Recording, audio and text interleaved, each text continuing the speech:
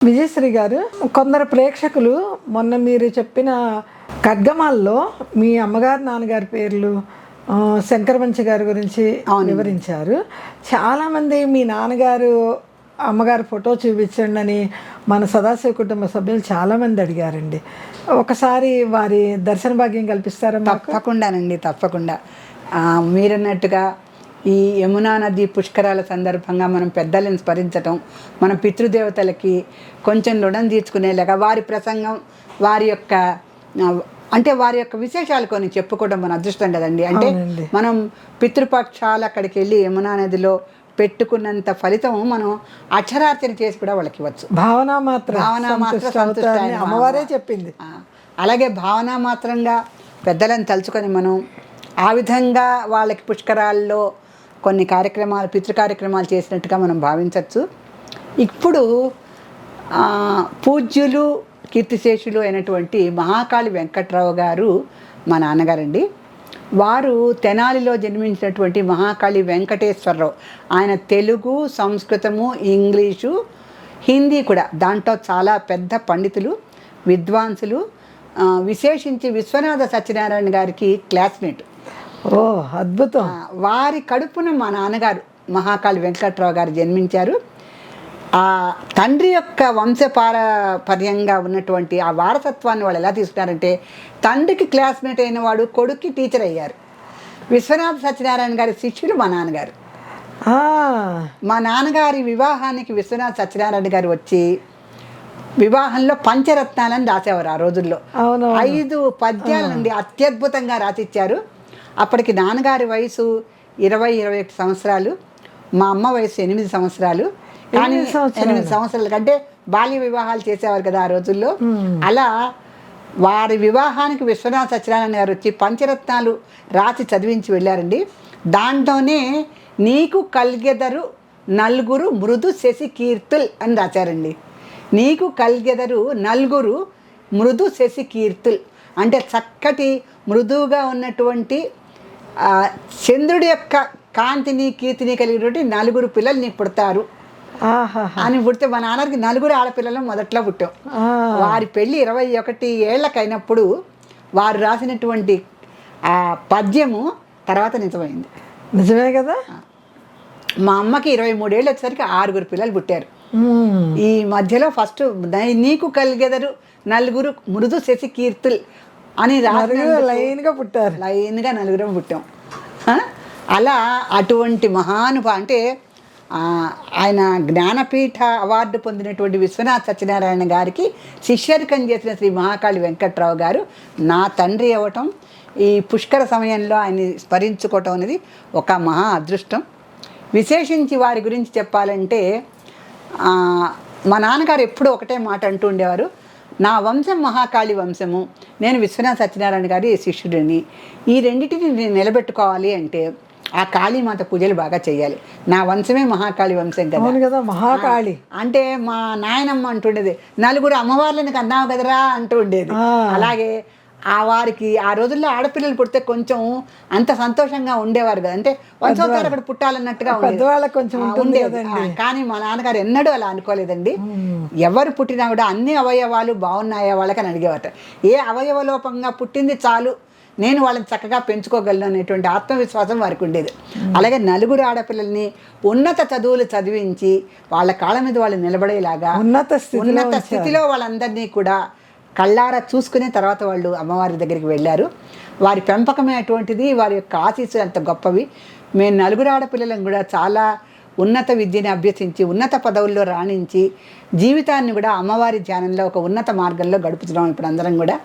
So ఆ రకంగా శ్రీ మహాకాళి వెంకట్రావు గారు ఇప్పుడు పితృ కార్యక్రమాల్లో మనం తలుచుకోవటం ఎంత గొప్పగా సంతృప్తినిస్తోందో, వారి గురించి ఇంకొక 2 మాటలు చెప్తే నా మనసు పూర్తిగా పులకరించి ఆనంద తన్మయరాలను అయిపోతాను. ఏమిటంటే, శ్రీ లలితాదేవి నవరాత్రులు చేసేటప్పుడు నాన్నగారు చాలా, అది రోజు ఒక పెళ్లిలాగా జరిగేది మా ఇంట్లో. అంటే లక్ష కుంకుమార్చనలు జరుగుతూ ఉండేవి. రోజు శ్రీచక్రాంచ అంటే మా ఇంట్లో బంగారపు శ్రీచక్రం ఉండేది. మా ఇంటికి వచ్చిన మా నాన్నగారికి దొరికిన కోడళ్ళు కూడా చాలా చక్కటి వాళ్ళు. వాళ్ళందరూ కూడా లలితాదేవి పూజలు చాలా శ్రద్ధగా, అంటే ఆ వంశంలో కోడళ్ళుగా వచ్చినందుకు వాళ్ళు కూడా చాలా శ్రద్ధతో, భక్తి శ్రద్ధలతో సహకరించి ఇంటికి రోజు 50 మంది వస్తే వండనలవదు వేవురు వచ్చినేని అనేసి మన పద్యం ఉన్నట్టు వాళ్ళు అలసిపోయేవారు కదా. ఎవరు వచ్చినా అత్తయ్య గారు మనకి వాళ్ళ అతిథులు వచ్చారు, మనం ఏం వండుదాం అన్నట్టుగానే ఉండేవారు. ఆయనకు వచ్చిన కోడళ్ళు కూడా, కూతుళ్ళు కోడళ్ళు చక్కటి ఒక కుటుంబ సౌఖ్యంతో నాన్నగారు చాలా అత్యద్భుతంగా నవరాత్రులు నిర్వహించేవారు. 9 రోజులు, ఒక 9 రోజులు పెళ్ళిళ్ళు, కానీ 9 రోజులు పెళ్లి జరుగుతున్నట్టే ఉండేది మా ఇంట్లో. వచ్చేవాళ్ళు వచ్చిన వారందరికీ కూడా ఆ లలితాదేవి ఆశీస్సులతో పసుపు కుంకుమలు పట్టుచీర అందరికీ పెట్టేవారు నాన్నగారు. ఇంకా ఆడపడుచుల్ని గౌరవించడం ఏంటి, వచ్చిన అతిథుల్ని సన్మానించడం ఏంటి, అందరికీ పంచభక్ష పరమాణాలతో భోజనాలు పెట్టడం ఏంటి, అదొక పెద్ద 9 రోజుల వివాహ వేడుకలాగా మా ఇంట్లో జరిగేది. ఇవన్నీ ఒక ఎత్తు అయితే, నాన్నగారు మాకు మొట్టమొదటి ఖడ్గమాల స్తోత్రరత్నంతో, అంటే గణపతి పూజ అనంతరం ఖడ్గమాల స్తోత్రరత్నంతో కుంకుమ పూజ, ఆ బంగారు శ్రీచక్రానికి మేము అందరం చుట్టూతా కూర్చొని చేసేవాళ్ళం. ఒకటే చెప్పేవారు, మీరందరూ అమ్మవార్లలాగానే తయారై రావాలి, ఏదో మడి చీరలు కట్టుకొని రావటం కాదంటే అందరం చక్కగా ఉన్న నగలన్నీ వేసుకొని చక్కగా అందరం కూడా అమ్మవార్లలాగానే తయారయ్యి పట్టు చీరలు కట్టుకుని అందరం ఆ బంగారు శ్రీచక్రాన్ని పూజ చేసుకునేవాళ్ళం. ఆ సమయంలో నాన్నగారు దేవి ఖడ్గమాల స్తోత్రరత్నాన్ని చదువుతూ ఉన్నట్టుండి అమ్మవారితో మాట్లాడుతూ ఉండేవారు. ఏమిటో ఇంకా నామాలు చెప్పట్లేదంటే, అదిగో అమ్మవారు వచ్చింది చూసారా చూసారా అంటుండేవారు. ఏమిటి అంటే వారు ఒక పక్కగా కూర్చొని పూజ చేస్తుండారు, ఆడవాళ్ళందరం శ్రీచక్రం చుట్టూతా కూర్చొని చేసుకుంటూ ఉండేవాళ్ళు. ఆయనకి అమ్మవారు కనిపించి మాట్లాడేది. అయితే అదిగో అమ్మవారు వచ్చింది అంటే ఏమిటా, ఏదో మంత్రం రావాలి కదా, ఏమిటంటే మా నాన్నగారు కళ్ళు మూసుకొని ఆవిడతో మాట్లాడుతూ కనిపించేవారు మాకు. అలా అండి ఆయన చివరి ఊపిరి దాకా అమ్మవారితో మాట్లాడుతూనే ఉన్నారు. ఆయన చివరి రోజుల్లో అయితే వారు జీవించి ఉన్నంత కాలం లలితాదేవి పుస్తకాలు, దాని మీదే అన్వేషణ, దాని మీదే రచనలు అన్నీ చేస్తూ అమ్మవారితో మాట్లాడుతూ ఆ మాట్లాడిన అనుభూతులు, అనుభవాలు మా అందరికీ చెప్పేవారు. ఎవరికి ఏ చిన్న సమస్య వచ్చినా అమ్మవారి ద్వారానే ఆయన పరిష్కరించేవారు. ఈ నామం చదువుకోండి.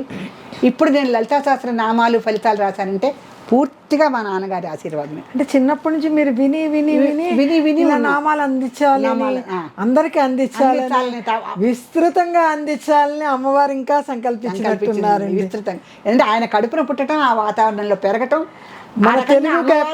అమ్మవారు అలా మా రక్తంలో జీర్ణించకపోయింది.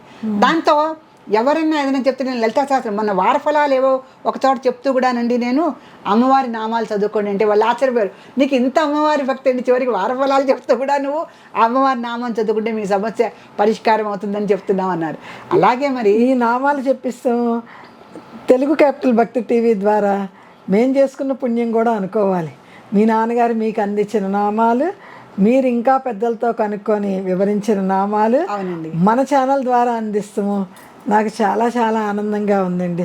మీ చిన్నప్పటి నుంచి నేను ప్రయాణం చేశాను అన్నంత అనుభూతి కలుగుతుంది నాకు. మీరు శ్రీలక్ష్మి గారు, అది మా కుటుంబం గురించి, నా రచనల గురించి, నాకు లలితాదేవి పట్ల ఉన్నటువంటి ఆసక్తి మక్కువ గురించి ఎంతగానో ప్రోత్సహించి, మీరు కూడా నాతో పాటు సమంగా అమ్మవారిని అన్ని విధాల అంటే పూజించడం ఏంటి, అర్చించడం ఏంటి, అనుభవించడం ఏంటి, ఆ సంతోషాన్ని అందరికీ పంచడం ఏంటి, అన్నీ మీరు చేయటం మన ఇరువురి అదృష్టం అండి. ఈ రకంగా ఛానల్లో శ్రీలక్ష్మి గారుగా మీరు కూర్చొని నిజంగా అన్ని రకాలైనటువంటి ఆధ్యాత్మిక చర్చలు చేయిస్తున్నారు. ఇది కూడా మీకు పూర్వజన్మ సుకృతమే. సో ఈ పుష్కరాల సందర్భంగా మనము ప్రస్తుత కార్యక్రమాలే కాదండి, మన పూర్వీకుల కార్యక్రమాలు కూడా తలుచుకున్నాము. చివరిగా నేను చెప్పేది ఏంటంటే, మా పితృదేవతలైనటువంటి శ్రీ మహాకాళి వెంకట్రావు గారు ఈ పుష్కర సమయంలో వారు చివరికి చింతామణి గృహంలో ఉన్న ప్రతి వ్యక్తిని, ప్రతి భవనాన్ని వర్ణిస్తూ అగస్త్య మహర్షి దగ్గర నుంచి వసిన్యాది వాగ్దేవతల వరకు వారు వర్ణించి చెప్పేవారు. వారు అపస్మారక దశలో అలా చెప్తుంటే మాకు పితృవియోగంతో ఒక బాధ, వీరు చింతామణి గృహాన్ని ఇంత బాగా అద్భుతంగా వర్ణిస్తున్నారే అని ఒక రకమైన ఆనందం. ఈ రెండిటి మధ్య మేము వారి యొక్క అంత్యకాలాన్ని సమీక్షించాను దగ్గరగా ఉండి. వారిలో అమ్మవారిని దర్శిస్తూ ఉంటే వారు అమ్మవారిలో కార్తీక శుక్ల విదే రోజున శివైక్యం చెందారు. అటువంటి మహానుభావుణ్ణి ఈ పుష్కర సమయంలో తలుచుకోవటం చాలా సంతోషంగా ఉంది నాకు. ఈ రోజున ఎంతో సంతృప్తిగా, నేనేదో యమునా నది పుష్కరాల దగ్గరికి వెళ్ళి అక్కడ మా నాన్నగారికి నిజంగానే పితృకార్యం చేశానన్నంత సంతృప్తిగా ఉంది.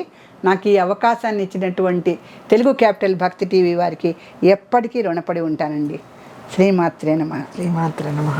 మీ నాన్నగారు అమ్మగారు ముఖ చిత్రాలు చూపించండి. తప్పకుండానండి. ఇది వారి షష్ఠిపూర్తి సందర్భంగా తీసినటువంటి చిత్రం. శ్రీ మహాకాళి వెంకట్రావు గారు, వారి ధర్మపత్ని శ్రీమతి ప్రభావతి గారు. మా అమ్మగారు కూడా అండి వీణ విషయంలో విదుషీమణి. ఆవిడ కీర్తనలను తగ్గించి ఆలాపన వరకు శ్రీమతి సరస్వతి గారి దగ్గర, అంటే ఈమని సరస్వతి గారు, ఈమని శంకర శాస్త్రి గారి చెల్లెలైనటువంటి ఈమని సరస్వతి గారి దగ్గర ఆవిడ విద్యాభ్యాసం చేశారు. వీణా విద్యాభ్యాసం కొన్నేళ్ల పాటు చేసి చాలా చక్కటి ఆలాపనల వరకు కూడా సాధించి ఎన్నో వీణా ప్రోగ్రామ్స్ ఇచ్చారండి వారు. అంటే చిన్నతనంలో నేర్చుకున్న విద్యని మా నాన్నగారు పెద్దయ్యాక అభివృద్ధి చేసి ఆవిడ చేత చాలా ప్రోగ్రామ్స్ కూడా ఇప్పించే స్థాయికి ఆవిడని తీర్చిదిద్దారు. సో శ్రీమతి ప్రభావతి గారు చేసుకున్న మహత్తరమైన పుణ్యం ఏంటంటే మహా ఉపాసకులు, ఎంతో ఆధునికత ఉన్నటువంటి పురుషుణ్ణి ఆవిడ చేపట్టారు. వారిద్దరి దాంపత్యము శివపార్వతుల దాంపత్యం వంటిదే కానీ ఇతరత్రా ఏమీ మనం చెప్పుకోవడానికి లేదు. అంత అన్యోన్యంగా ఉండేవారు. ఈ సందర్భంగా వీరిద్దరిని దర్శించి ఈ రకంగా మన సదాశివ కుటుంబంలో వాళ్ళందరికీ వీరిద్దరిని చూపించడంలో కూడా నాకు చాలా సంతోషంగా తృప్తిగా ఉంది. శ్రీలక్ష్మి గారు, మీకు మరోసారి ధన్యవాదాలు. ఇంకొక చిన్న విన్నపం అండి.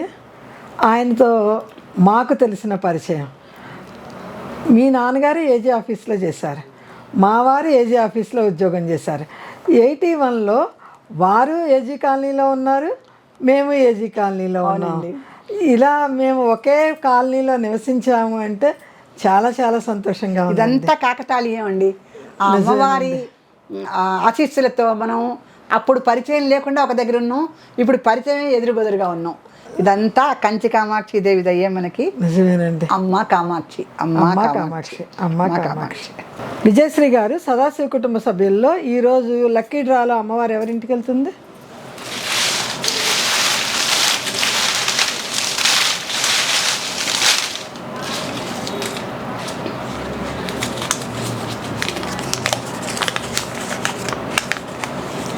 పద్మావతి, సూర్యాపేట అండి. ఇవాళ అమ్మవారి అనుగ్రహం పొందిన స్త్రీ ఎవరంటే పద్మావతి. అమ్మవారి పేర్లతోనే మనకు వస్తున్నారు. సూర్యాపేట నుంచి పద్మావతి గారు ఇవాళ రోజున లక్కీ డ్రాలో సెలెక్ట్ అయ్యారు. పద్మావతి గారు, మీరు అభినందనీయులు. పుస్తకం మీకు అందుతుంది త్వరలో. అందిన వెంటనే మాత్రం మీ బాధ్యత మీరు విస్మరించద్దు. శ్రీమాత్రే నమః. పద్మావతి గారు, స్క్రీన్ పైన వచ్చే నెంబర్కి మీ పూర్తి చిరునామా, పిన్ కోడ్ నెంబరు వ్రాసి పంపించండి. తెలుగు క్యాపిటల్ భక్తి టీవీ వారు మీకు పుస్తకం త్వరలోనే అందిస్తారు. అందగానే అందినది అన్న మెసేజ్ మాత్రం పెట్టండి. శ్రీమాత్రే నమః.